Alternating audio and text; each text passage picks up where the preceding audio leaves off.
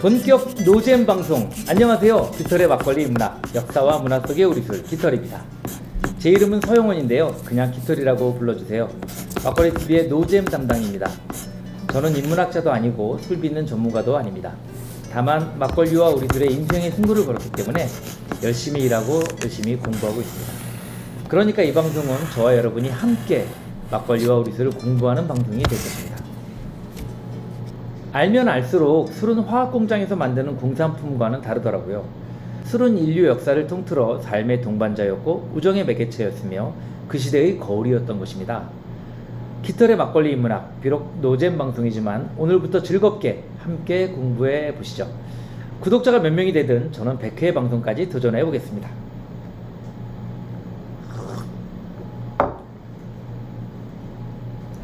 그런데 막걸리가 뭐 마시고 취하는 술이지 문화라고요? 오바 아닌가요? 여기 나무가 한 그루 있습니다. 산에서 저절로 자란 것도 좋고 심고 가꾼 나무도 좋습니다. 나무를 켜서 목재를 만들고 집을 짓는다면 집은 북풍 한설에서 나와 가족을 지켜줄 것이고 밤에 호랑이 걱정 없이 편히 쉴 수 있게 해줄 것입니다. 나무는 목재와 집이 되어서 생존의 수단이 되어주는 것이죠. 그런데 나무로 만들 수 있는 것이 또 있죠. 뭘까요? 종이. 옛날에는 당나무로 만들었고 지금은 주로 침엽수로 만드는 종이. 나무로 종이를 만들면 종이 위에서는 학문과 예술이 꼽히죠. 나무만큼이나 중요하고 나무만큼이나 친근한 쌀은 어떨까요? 쌀로는 밥을 짓지요. 줄인 배를 채워줘서 밥이 된 쌀은 생존의 수단이 되어주죠. 그런데 쌀로 밥만 짓나요?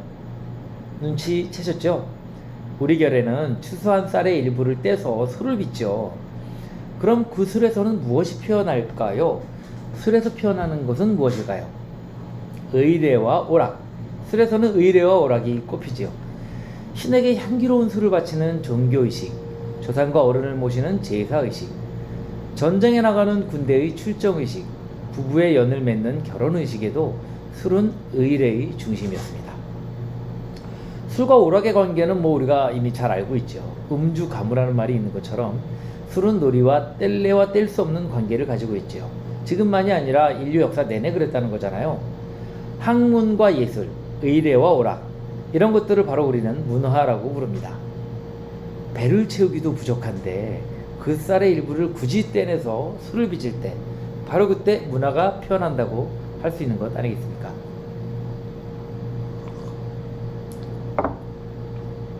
오래된 문명은 반드시 아름다운 술을 갖고 있다.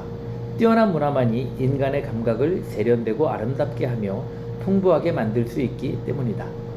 뛰어난 술을 가진 국민은 발전된 문화의 소유자이며 어떤 술을 충분히 감상할 수 있다는 것은 각자의 교양의 깊이를 나타내고 있음과 동시에 인생의 크나큰 즐거움 가운데 하나이기도 하다. 사카구치 기니치로, 일제강점기에 동경대에서 젊은 시절을 보낸 일본 농학자의 멋진 글입니다. 저는 이 아름다운 문장에 깊이 공감합니다. 하지만 기나긴 역사를 통해 발전해온 우리 술이 일본 제국주의에 의해서 파괴되었다는 것을 잘 아는 저로서는 이 말이 그냥 아름답게만 들리지는 않습니다. 입안에 푸른 파도가 치는 듯하여 녹파주, 차마 삼키기 애석하여 애석할 석자를 쓰는 석탄주, 돼지날 돼지시간이 비는다는 삼해주, 봄이면 진달래, 솔잎, 송화가루, 여름이면 연잎, 연꽃, 가을에는 국화를 넣어 비는다는 수십만 가지의 우리술. 우리 문화와 역사 속의 우리술은 지금 과연 어디로 갔을까요? 우리술과 막걸리에 대해 재밌게 폭넓게 이해할 수 있는 책 2권을 소개하면서 긴 이야기를 시작하고자 합니다. 막걸리 넌 누구냐? 허시명 막걸리학교 교장선생님의 저작입니다. 막걸리학교는 제 최종 학력이고 허시명 교장선생님은 제 은사님이시죠. 재밌고 유익하고 폭넓은 지식을 얻을 수 있습니다. 꼭 읽어보세요. 젊은 베르테르의 슬픔이 아니고 술품입니다. 주류문화 칼럼니스트 이명욱 교수의 저작인데요. 명욱 교수님은 저희 일에도 큰 조언을 해주고 계세요. 가수 김창완님과의 라디오 방송 내용을 정리한 책입니다. 그럼 인류 최초의 술은 무엇일까요? 첫 번째, 포도주라는 주장이 아주 많습니다. 이집트 파라오 무덤에서는 포도주 단지가 발견되었는데요. 기원전 4000년, 3000년, 그러니까 지금으로부터 6000년, 5000년 전에 메소포타미아와 이집트에서는 포도주가 이미 주된 교역 상품으로 유통되었다고 합니다. 집에서 빚어 마시는 가양주가 아니라 이미 무역 상품으로 유통되었다는 것은 이미 이전부터 포도주의 역사가 매우 길었다는 것을 의미한다고 할 수 있습니다. 꿀술이라는 술이 인류 최초의 술이라는 주장도 만만치가 않습니다. 꿀술은 한자로는 밀주, 몰래 만들어서 불법적으로 파는 술 밀주가 아니라 꿀밀자를 쓰는 밀주입니다. 그리고 영어로는 미드라고 해요. 미국 드라마가 아니라 술에서 미드라고 하면 꿀술을 의미합니다. 아주 유명한 술이에요. 벌집이 돌이나 나무 틈에 들어가서 물과 섞이면 자연 발생적으로 꿀술이 되거든요. 그래서 이 미드도 인류의 최초의 술이라는 주장이 많이 있습니다. 자연 발생하니까요. 우리가 잘 아는 허니문이라는 말도 여기서 왔는데요.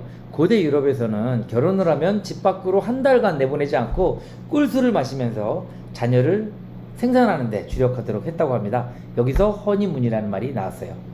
우리가 지금도 널리 마시는 맥주가 인류 최초의 술이라는 주장도 있습니다. 사실 보리나 쌀은 농경 생활의 결과이기 때문에 최초의 술이라는 것이 약간 어색하기도 해요. 자연 발생적으로 생기지가 않거든요, 술이. 그런데 이스라엘에서 1만 4천년 전에 맥주 양조장이 발견되었다고 해서 맥주가 인류 최초의 술이라는 주장도 있습니다.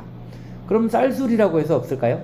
9천년 전 후난성에 쌀술이 발견되었다는 주장이 있어서 쌀술이 인류 최초의 주장이라는 주장도 있습니다.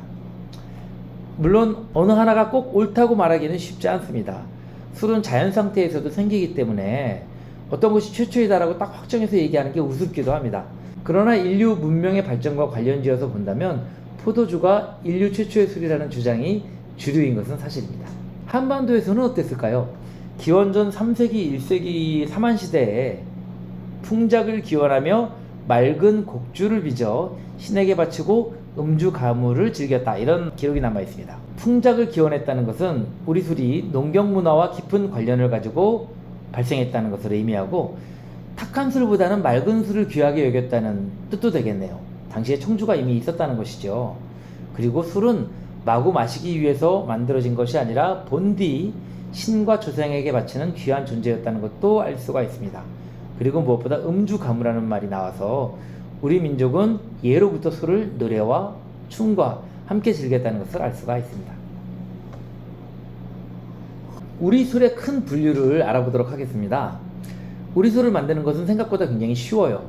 좋은 술을 만드는 것은 어렵지만 어쨌든 쌀과 누룩과 물을 잘 섞으면 술이 되기 시작합니다. 시간이 지나면 이 술의 윗부분에 맑은 부분이 고이게 되는데요. 이 맑은 술을 떠서 청주를 만들게 됩니다. 이 그림에는 지금 약주라고 되어 있잖아요. 여기에는 약간 슬픈 사연이 있는데 일제시대에 우리 술에 관련된 법령이 정비가 되면서 일본의 맑은 술, 사케, 니혼슈는 청주라고 부르고 우리나라 맑은 술을 약주라는 이상한 이름으로 부르도록 한 제도가 지금까지 남아 있습니다. 그래서 우리 양조장에서 귀한 청주를 만들어도 청주라는 이름을 붙이지 못하고 약주라는 좀 이상한 이름을 쓰고 있습니다. 어쨌든 저는 우리 맑은 술을 청주라고 부르도록 하겠습니다. 청주를 뜨고 남은 술은 버립니까? 그렇지 않습니다. 이 술을 물을 부어서 걸러서 막 걸러서 막걸리를 만들어서 우리 편안하게 놀아 마시게 되죠. 막걸리는 탁주의 일종이라고 일단 알아두세요. 네. 그리고 이 청주를 가열해서 알코올을 뽑아내서 소주를 만들게 되는데요. 소는 굽는다, 태운다 이런 말이잖아요. 그러니까 술을 가열하면 술에 있는 알코올이 물보다 빨리 증발해서 소주로 똑똑 떨어지게 되는 것이죠. 소주를 만드는 기계를 증류기라고 하는데요. 네, 보이시죠? 이 동으로 만든 증류기인데 별주막에서 고파가 막걸리로 소주를 만드는 기계입니다. 이 둥그런 통에 막걸리 4통 정도가 들어가고요. 밑에 전기 플레이트로 가열을 하면 알코올이 위에 관을 타고 증발해서 요 스테인리스 관에 찬물이 들어있거든요. 여기를 뱅뱅뱅뱅 돌면서 다시 액체로 응결이 돼가지고 이 앞에 주둥이로 똑똑똑 떨어지면 그것을 모아서 증류식 소주를 만들게 됩니다. 지금 보시는 그림은 좀 더 전통적인 우리 항아리로 만든 옛 증류기 소주꼬리입니다. 이것은 실제로 제주도의 고소리 술을 만드는 증류기입니다. 보시면 똑똑똑 지금 소주가 떨어지고 있죠. 네, 이 술이 바로 제주 오메기 맑은 술로 만드는 제주 고소리 술입니다. 제주도에는 쌀이 없기 때문에 차조, 좁쌀로 맑은 술을 빚었고 그 술을 오메기 술이라고 했고요. 이 오메기 술을 증류해서 고소리 술을 만들었습니다. 예, 참 아름다운 광경이죠. 이게 양조장입니다. 이 오메기 술과 고소리 술을 만드는 이희숙 명인과 양조장에서 찍은 사진입니다. 네, 여러분도 꼭 놀러가 보세요. 찾아가는 양조장입니다. 청주를 뜨고 남은 술을 활용하기 위해서 탁주를 만들고 청주를 오래 보관하기 위해서 소주를 만든다고 말할 수 있는 것이죠. 물론 청주가 목적이었다고 해도 탁주와 소주도 나름대로의 발전 과정을 거쳐서 고유의 가치를 가지게 되었지만 어쨌든 술을 만드는 목적은 애당초에는 청주였다 이렇게 말할 수가 있습니다. 청주가 제일 맛있고요. 그런데 여름에는 그 귀한 청주가 쉬어버리거든요. 상한단 말입니다. 그래서 우리 옛 조상들은 과하주라고 하는 술을 만들었어요. 과하주는 여름을 나는 술이라는 뜻이잖아요. 맛있는 청주를 여름에도 즐기기 위해서 청주에 증류소주를 넣어서 도수를 높인 거예요. 그렇게 되면 여름에도 술이 상하지 않고 맛있는 청주를 즐길 수 있게 된 것이죠. 이런 술을 과하주라고 불렀습니다. 지금까지 소개해드린 이 이야기의 그림은 저희가 직접 만든 게 아니라 풍정사계라는 브랜드의 술을 만드는 충북 청주의 아담하고 격조 높은 양조장 화양에서 가져온 그림입니다.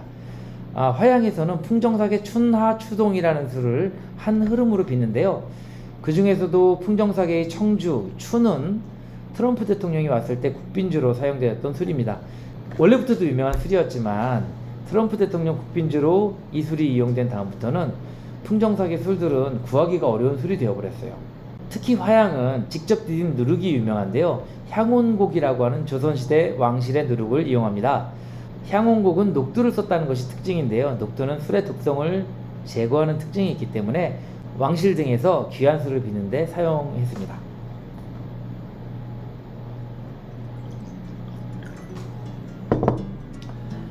깃털의 막걸리 인문학, 역사와 문화 속의 우리술 제1편은 여기까지입니다.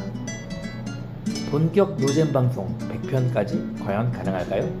아무튼 다음 편은 찍고 다시 도전하도록 하겠습니다. 향긋한 봄날 여러분의 향기로운 음주 생활을 기원합니다.